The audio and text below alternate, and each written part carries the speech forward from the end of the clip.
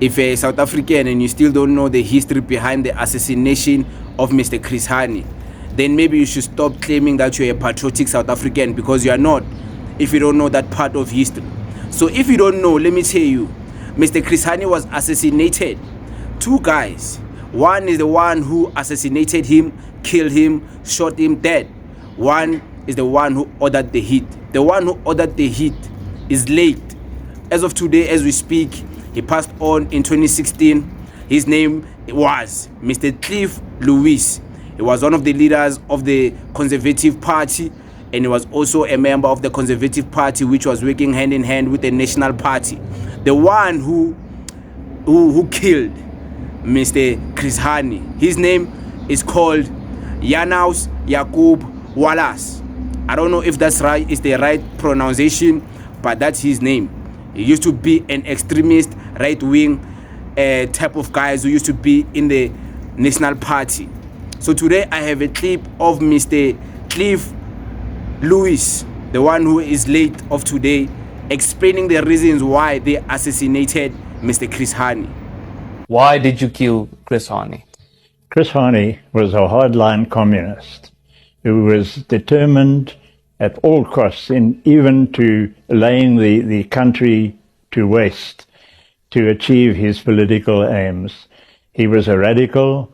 He was uncontrollable by the ANC higher authorities.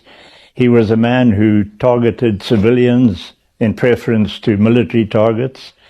And as far as we were concerned, he was public enemy number one.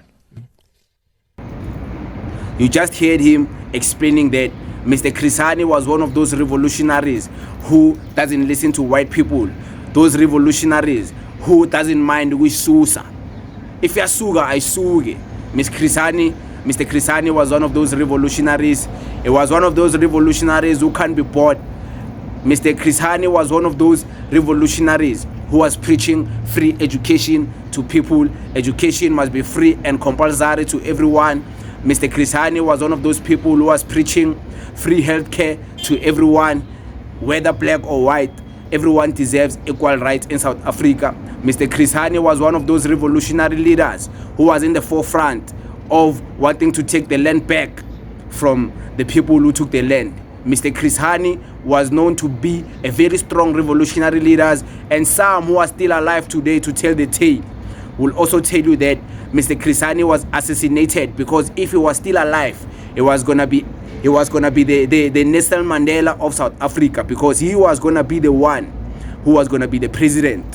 So they assassinated him in 1993, way before, 10 months before the elections in 1994.